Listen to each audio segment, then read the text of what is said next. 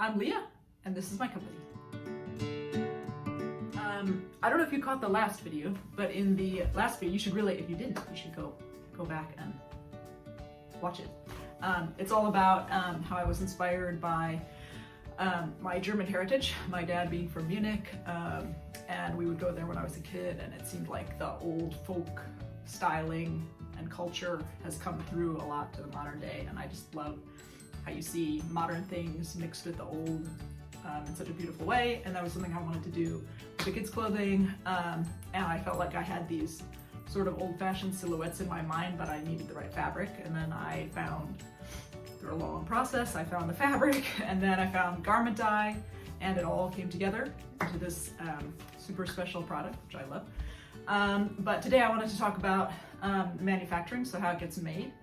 In the beginning, when I first started, I made like samples myself, and then I put them all on Etsy, and it was like made to order. So someone would place an order, and then I would go madly sewing it. And at that time, I actually made the patterns myself and all the grading for the sizes myself. And I actually did it on this table right here, which is now my son's workspace. But I used to cut the fabric here too. Everything was done in-house. And it was like a huge process to have a new piece, because I had to like make the patterns and then grade the patterns into all the sizes. And then if someone would order, I would have to like roll out the fabric, cut it into the size that they needed, sew it up. You know, it was just like a long process, but it worked and it was good. It was fun. But at that time I had this vision of going to like pop-up shows or fairs, craft markets, and selling the clothing there, and I thought like that should be the next step for my business. But there was no way. I came up against the fact that there was no way I was ever going to have the time to like make that amount of quantity, because I always envisioned like a booth being like abundant with clothes. I know, like the cotton gauze, it's so soft and puffy, and I was just like, I want it just like heaping piles of beautiful kids clothing as much as possible.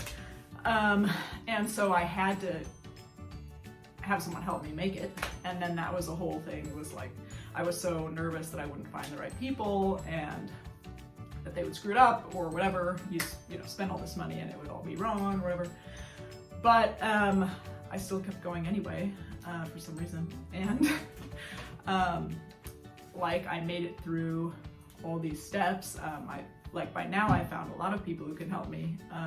Originally, it was a woman named Elaine who was in El Monte. I found her name through another friend who had some products made, and she was great, and she helped me with my first collection, and her people did a beautiful job, and like she really helped me get going. And I'm trying to think. So with this line that I'm bringing out, I actually hired a friend of a friend who's a pattern maker, because I felt like I should just have someone look at these patterns, because it's always been something that I did, and I don't have professional training as a pattern maker. So I just wanted someone's eyes on it. So she took my patterns and then added all the stuff and fixed all the stuff that needed to be fixed, and you know, made them just right. And then I got the fabric from this woman Hua in China, who I found. If you watched the last video, you'll hear about her.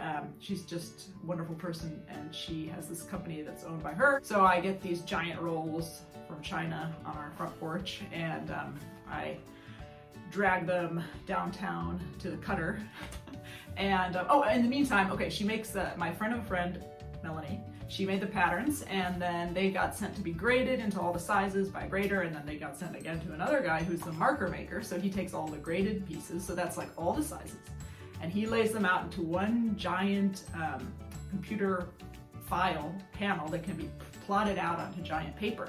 And that's what they actually lay on the fabric, and then they cut that out. So, but that has to be organized in an efficient way so that you use the fabric as best you can. So the pieces need to be put together in the right way, and the sizes and all of it has to be there. And that's just, you know, the files. The files go from the pattern maker to the grader to the marker maker, and then finally to the cutter. And then I brought all my fabric down to the cutter. And the cutter, it's fun to watch the cutters work. Like, they have this process for laying out the fabric. It goes back and forth into all these rows. And then they use these special like giant saws that can cut multiple layers, and then they cut around the paper gets laid on top and they cut around those pieces.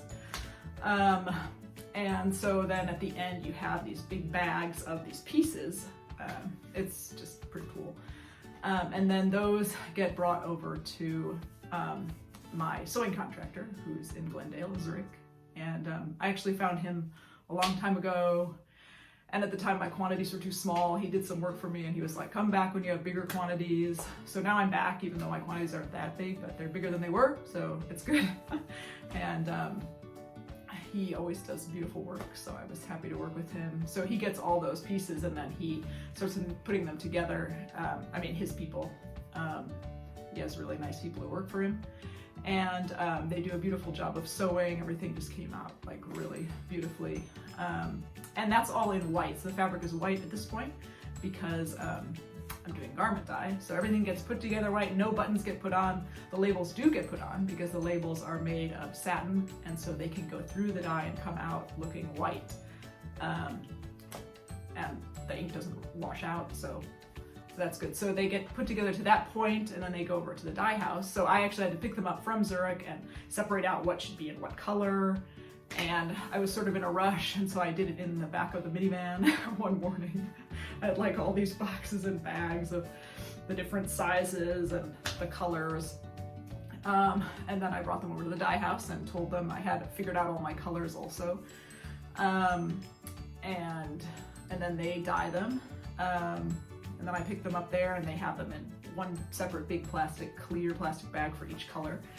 And then they put them all in this one other big bag. And then I brought it back to Zurich, who's the sewing contractor again, and he then puts on the buttons and he steamed everything, and he goes through, his team goes through and makes sure that there's nothing that needs repair after the dye and all of that.